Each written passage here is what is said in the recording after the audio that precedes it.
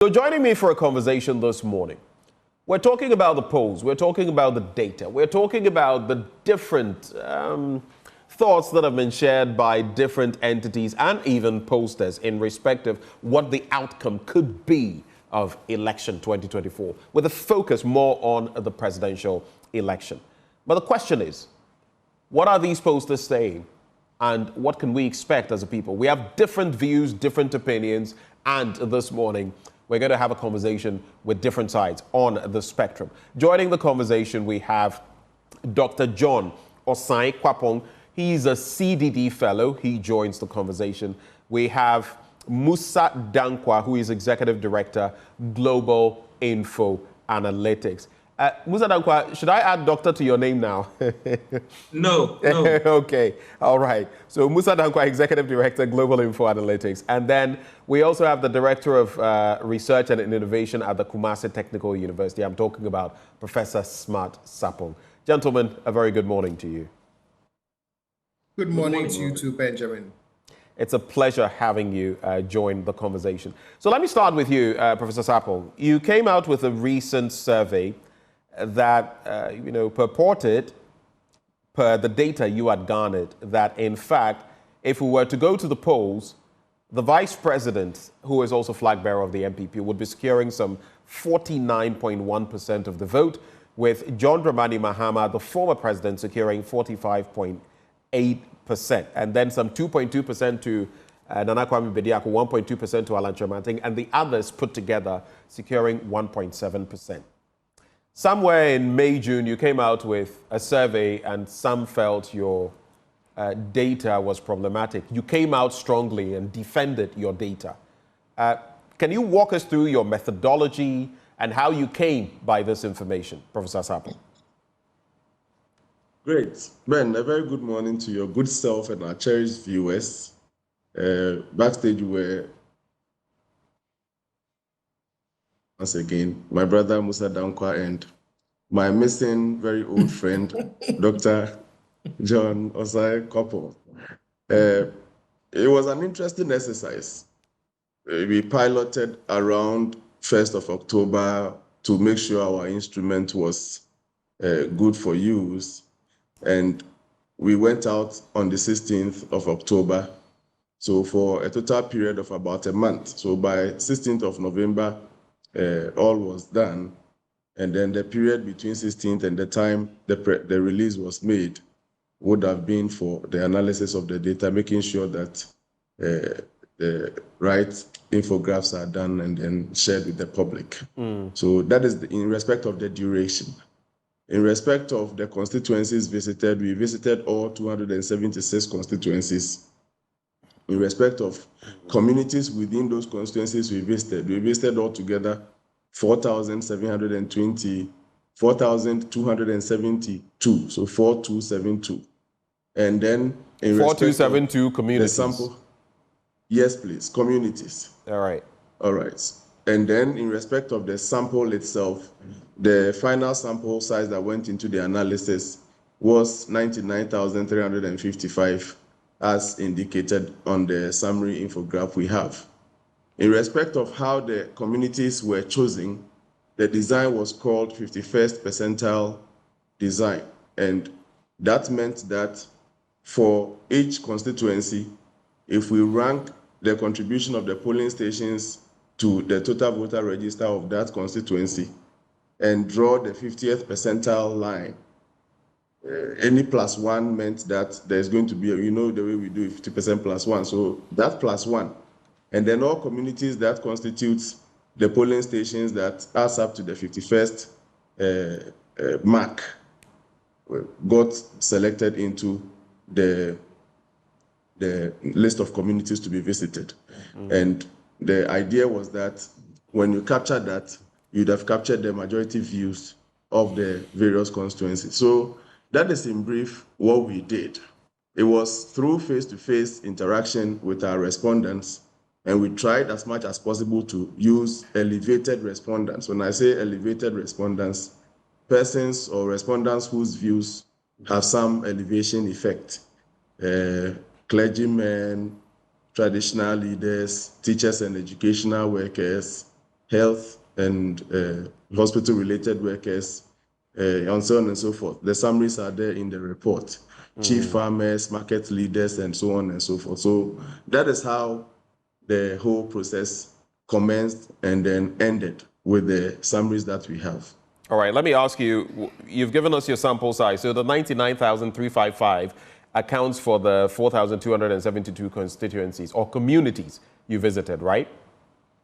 Yes, so the data, the 99,355, the sites where those information were picked were 4,272. All right, that's exactly what I wanted to confirm. Now, what is your level of accuracy or your satisfaction with the accuracy of the data, plus or minus? All right, so what you do, and let me separate the two. We have sampling error and then non-sampling error. So in respect of sampling error, I'm sure that is what you are asking. If you choose 99% confidence interval and you give yourself the least ever margin of error, with the algorithm I used, which is computed algorithm, not perhaps online app or an imputed plugin, you would get up to 16,500 as the minimum sample size to erase every form of sampling error, and then with the highest confidence interval as possible. So you can talk about 99% confidence interval. And the actual errors are errors that are estimated, or non-sampling errors are errors that are estimated after the actuals have been realized, so that error will be defined as the variation between the predicted and the actual. So we'll take notice of that. In fact, until you do the total, and even censuses would have some level of error associated with it. So that is inherent. But the more you increase the sample size, the law says that the more you reduce whatever inherent errors that might come as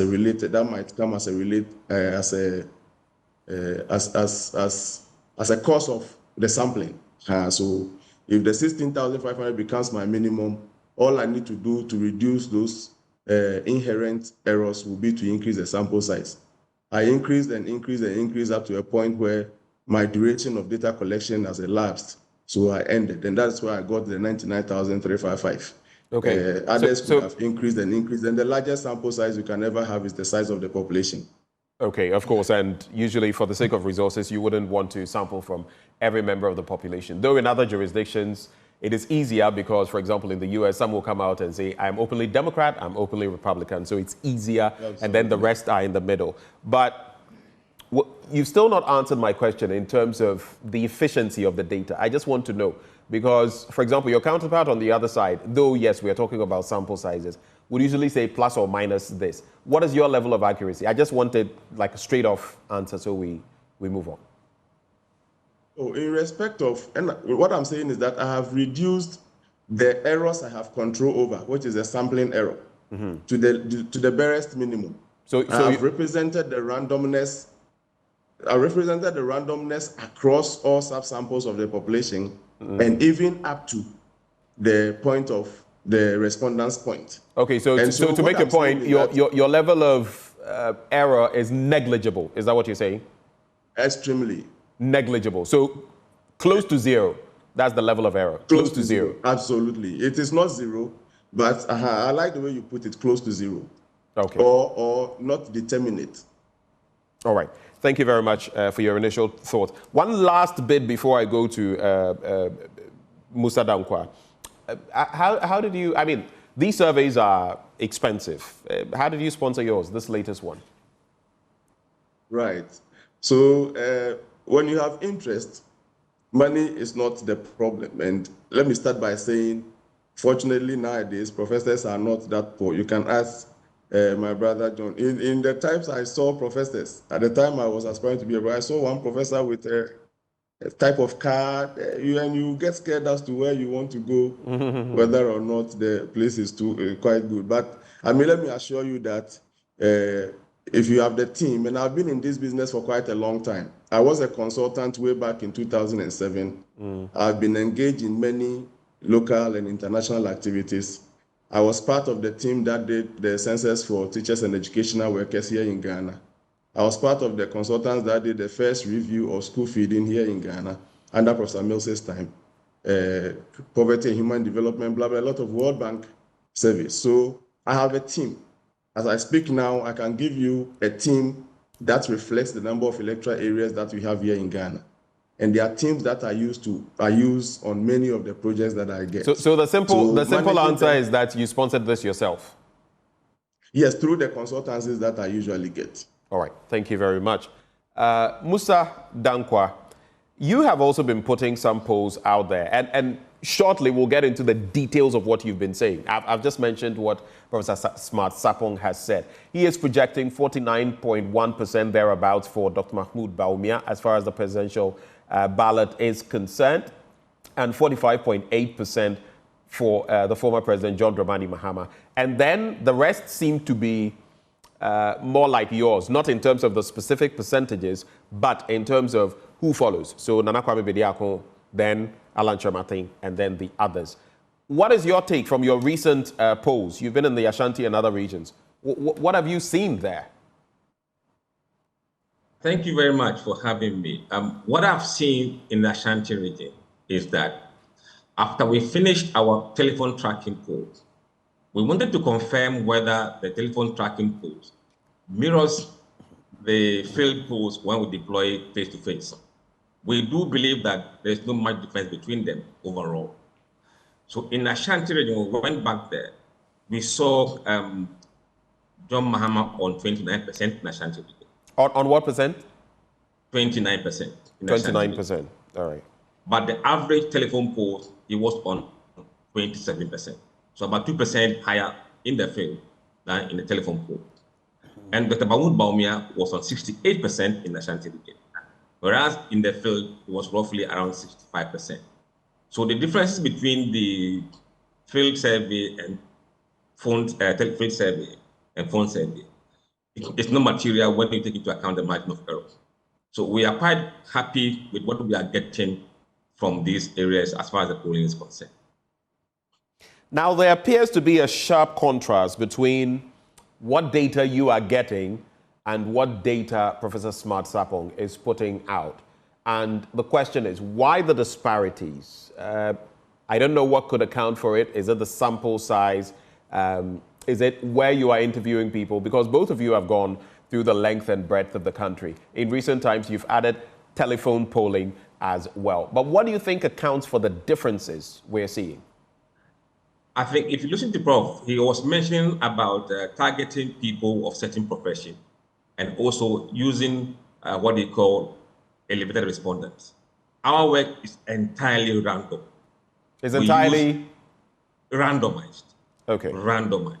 Even on the telephone survey, we don't know who we are calling.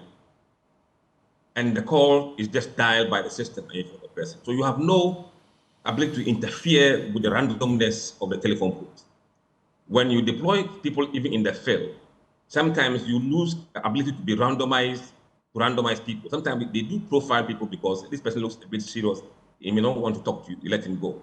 So when you convert the field survey into telephone survey, you are able to improve the randomness of the selection process. And that is more accurate than any other means because, look, this sampling techniques works very well when it is probability sampling that is employed to get the responses. And I think that's the difference between what we have and what he has.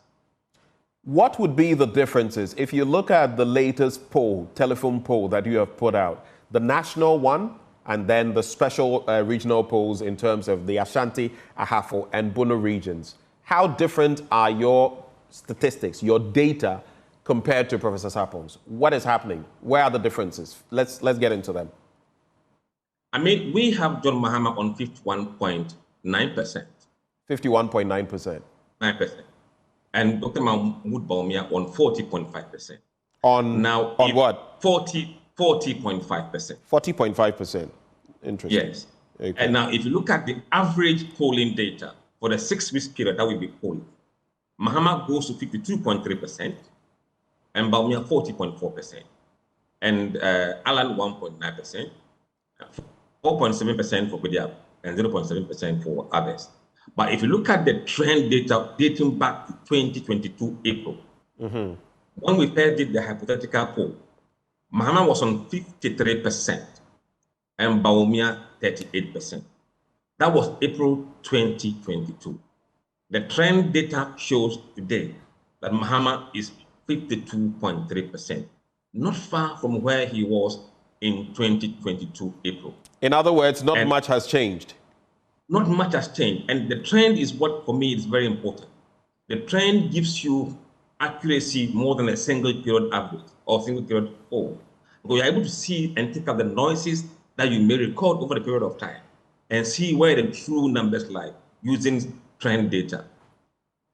All right. A few quick questions I want you to answer very quickly. One, what is your margin of error? I asked Professor Smart Sarpong, and he said that with his system, it's almost negligible, close to zero. What is your sample size? What is your margin of error using this randomized system? I mean, if you look at the 2-week polling cycle, the sample size is about 5,000 units. And then if you look at the weekly tracking, it's about 2,600. So the margin of error for the 2006 is 1.86%. 1.86%, right.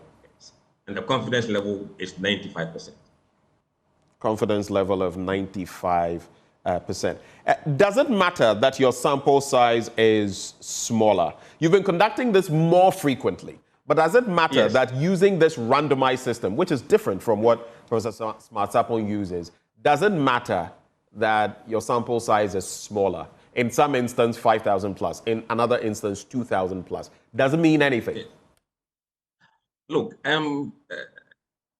Benjamin, when we interviewed 450 voters from Ashanti region over the phone, randomized, we got 65% for Bawumia. When we deployed 3,750 men on the ground in Ashanti region, we got 68%. Okay. So the difference between 450 respondents on telephone and nearly 4,000 in the field was just 3%. And that 3% had been taken care of or would have been taken care of by the margin of error. So if you have 65% in Ashanti region, plus the base margin of error of 1.8, you add that, you'll be getting close to what we got in the field in Ashanti region. So for us, efficiency in sampling is very important for us. It's not just the volume, but the quality of the distribution of sample and how random it is. For us, we are confident. You don't have to do big sample size to get to accuracy. Okay, I'll be going to Dr. John Osai Kwapong shortly, but again, Musa, I don't want to miss this. That's why I asked Professor Smart Sarpong about how he sponsors his surveys. I would put that same question to you, and then add this for me. So you are saying that because there's a sharp contrast between what you've put out and what Professor Smart Sarpong has put out. You are forecasting, as of today, 51.9% for John Dramani Mahama, 40.5% for Dr. Mahmoud Bawumia. If you look at Professor Smart Sarpong's polls, that means he is almost 19 percentage points away from what Professor Smart Sarpong gives him, which is what you have given him. And John Dramani Mahama then slips by about 7 percentage points to 45.8%. So basically, you are saying there's not going to be a runoff, right? Yes, but what you mentioned there with the numbers are just polling numbers. Right. On Friday, we're going to come up with our predictions of what the numbers will be. But from our side, there will not be runoff. From your side? Because I remember in June, thereabouts, this question came up. Still, as of now, there's not going to be a runoff. No runoff, no. Okay, all right. If you look at Professor Smart Sarpong's... Sarpong's... funding, okay, all right. in terms of our funding, I think if you go to our website, we have the list of our clientele on our website. Okay. The companies we work for, they are global companies. And we do a lot of work for them. Can you mention some of them? Oh, yes. We have Diageo. It's one of our biggest clients is Diageo. Okay. And if you know Diageo, Diageo is a company that owns Guinness Ghana Limited. They own Guinness Ghana Limited. So they are one of the biggest clients we have.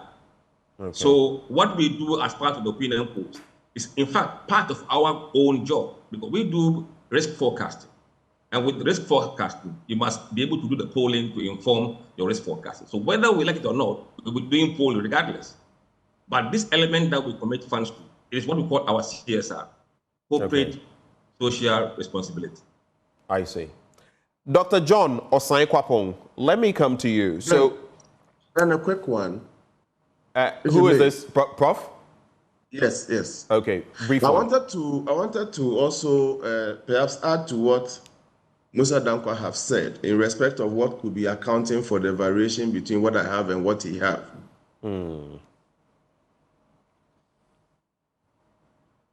Hello, Prof. He enters within the regions that he visits. So, for example, in his recent Prof, report, we lost your connection briefly, so start making the point again. Okay, Ben, thank you so much. I was trying to add to what Musa said in respect of what could be accounting for the variation between what I have and what he has.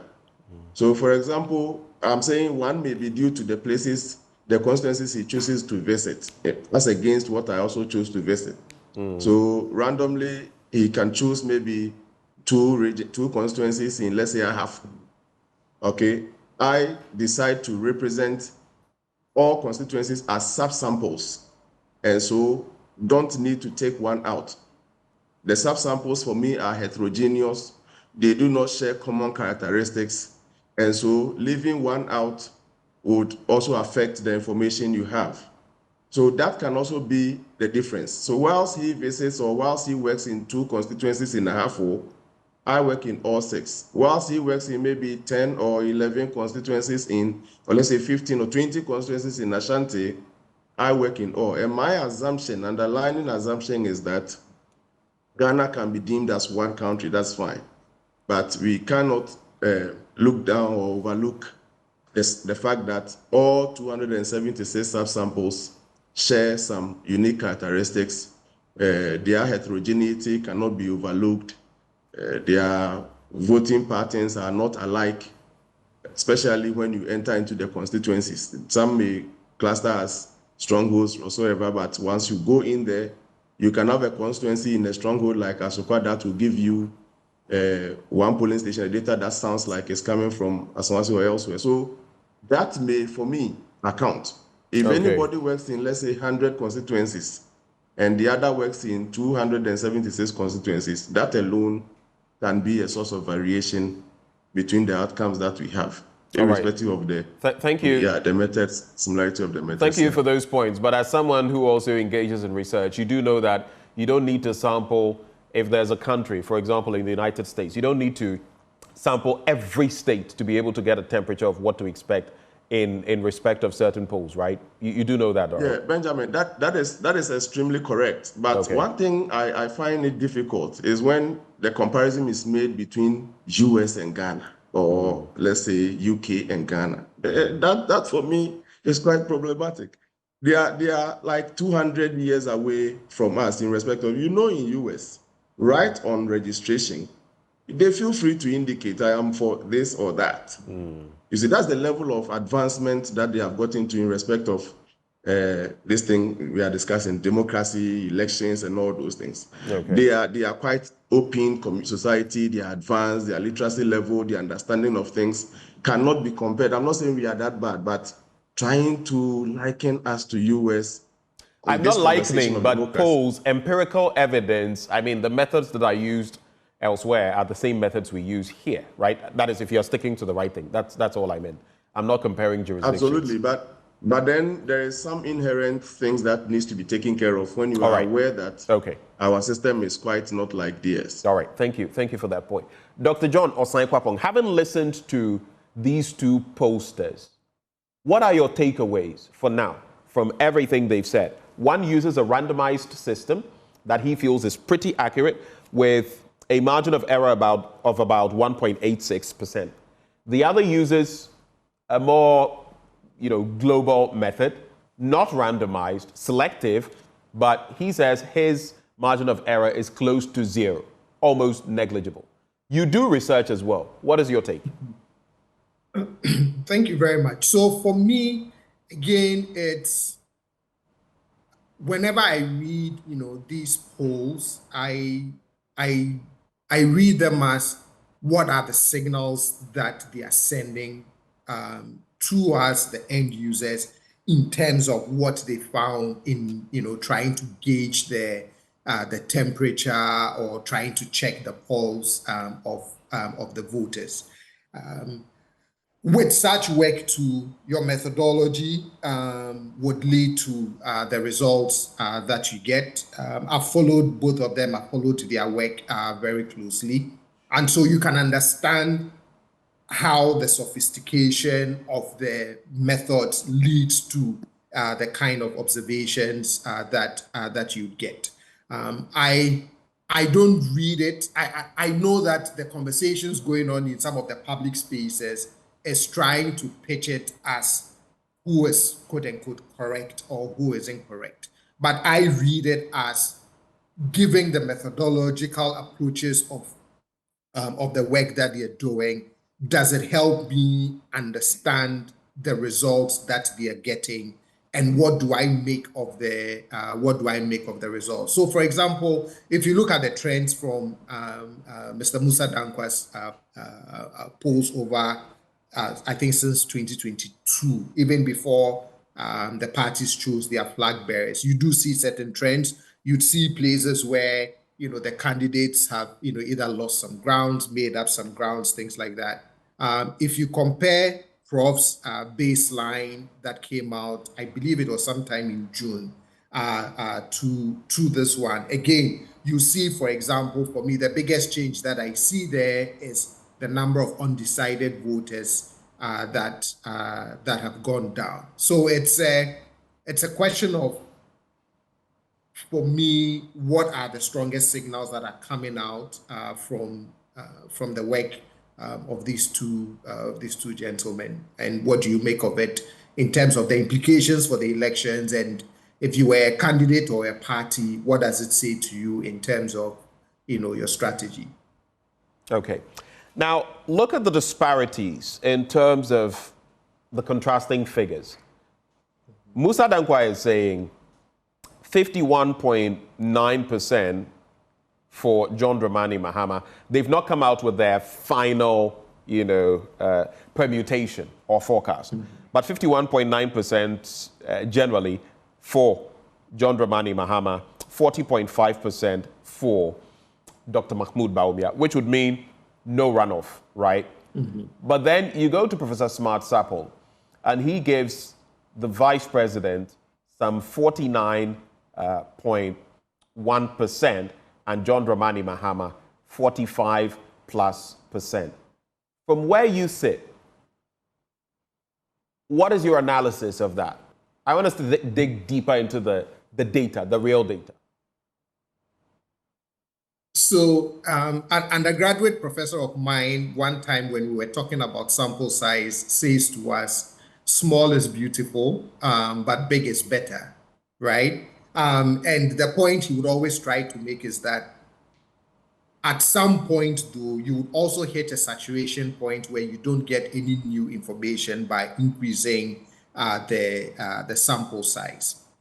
So it could be that the views of 4,000 voters, when expanded 3, 4, 5, 6 times, you may get additional information, but it would also peak at a certain point where no new information is added.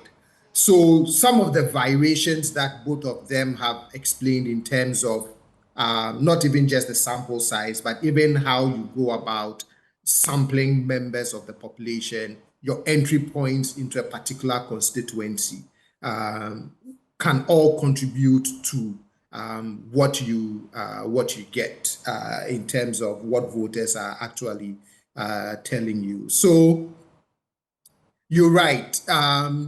It's quite a sharp it's quite a sharp contrast, but then their methods help you understand why you would see that sharp contrast.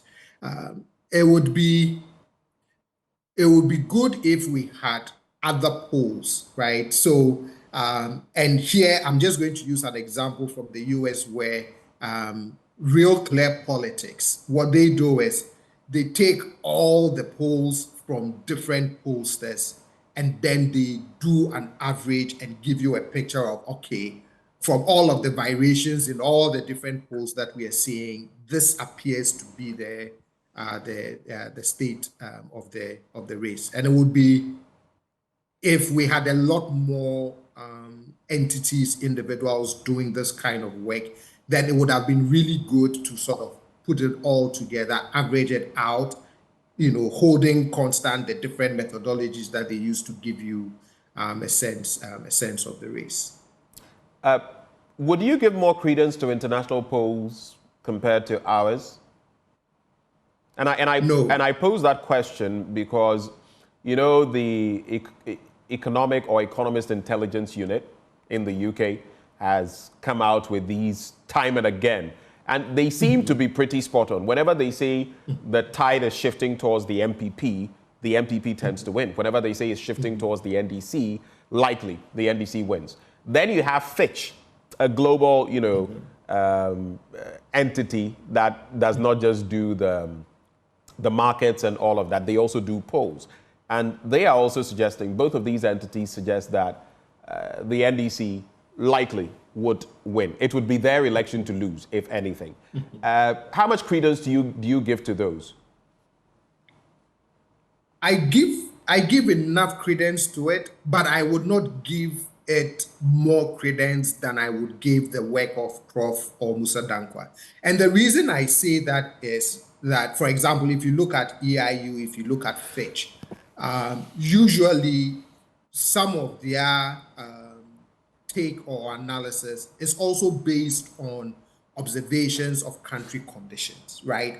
So, for example, when I look at Prof's poll, right, your initial instinct is to say that it goes against conventional wisdom, right? All the conventional wisdom will tell you that this is an election that should be a turnover election. If you look at the economic challenges, if you look at some of the governance issues, if you look at the fact that we are coming up to another 8-year cycle where normally we turn over our political parties, all of that conventional wisdom would say to you, this should be a turnover election. For me, though, as I look at the work of these two gentlemen and other conversations, I'm starting to feel like there could also be, and Musa Dankwa will tell you that whenever I engage him, I would say, are we looking at an unconventional election? Right. Where some of the things that have held true in previous elections, particularly at the 8-year cycles, may not hold true. When Prof did his baseline study, for example, that was one of my initial reactions, right? The more I kept looking at it, I said, well, are we in some... is 2024 different from all the different elections, that we have? But again, like I said, especially because they also make public their methodology and explain all the steps they go through to arrive at their answers. No, I won't give the likes of EIU or Fitch any more credence than I would give them credence for their work. All right. Gentlemen, I'm taking your concluding comments, but I want to come back to you, Dr. John Osae-Kwapong, as I start with the concluding comments. Feed this into your concluding comments for me. If you look at today's daily graphic, election 2024, who takes the central region, it's topical because it is usually one of those kingmaker regions. Small, but it has its own dynamic in there. And then you look at the Ashanti region and Global Info Analytics poll suggesting that the Vice President, Dr. Bawumia, is on 68% and John Dramani Mahama on 29%. And then you have the others, Alan, Nana Kwame Bediako and others. But I'm concerned about the 68% because you know what that means. Falling below 70% could be disastrous. What do you read into those dynamics and your final comments?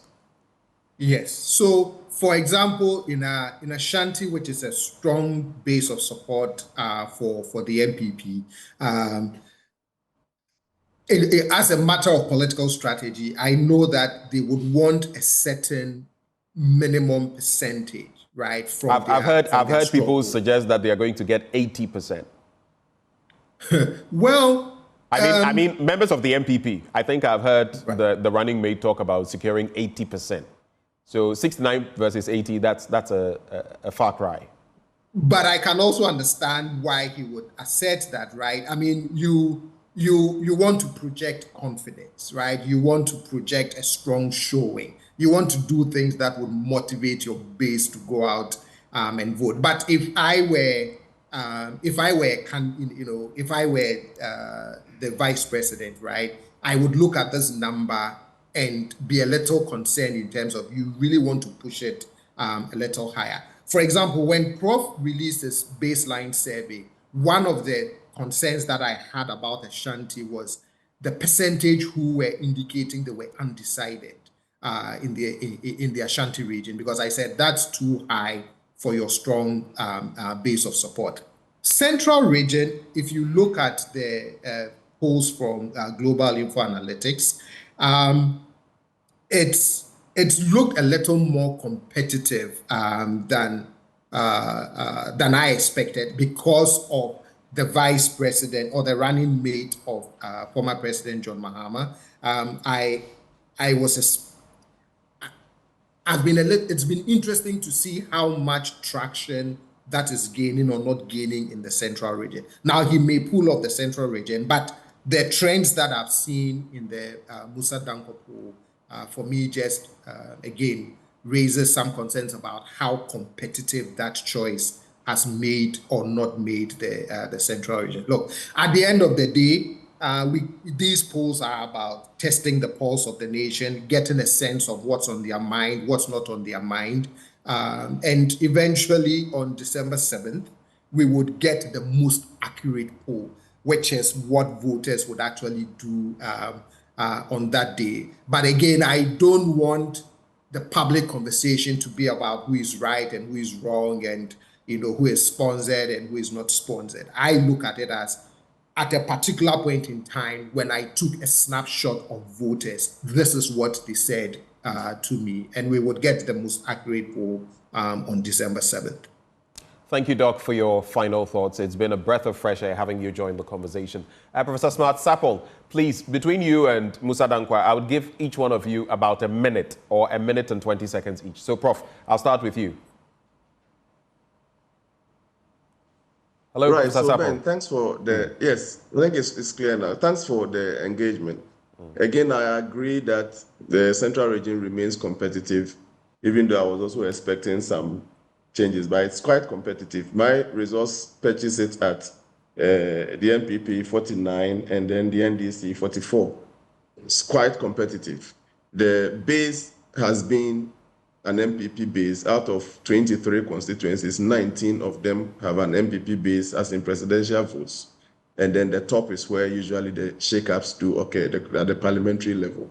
So the base is there, and I was expecting quite a competition, but it looks like, I mean, this is how it will be until the real elections are conducted.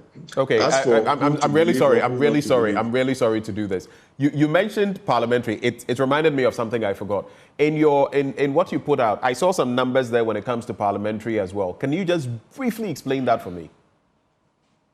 Well, so everybody knows, or those who follow politics in Ghana knows that the MPP have more safe seats than the NDC in parliament. Even under this condition of hanged parliament, the NPP do have more safe seats than.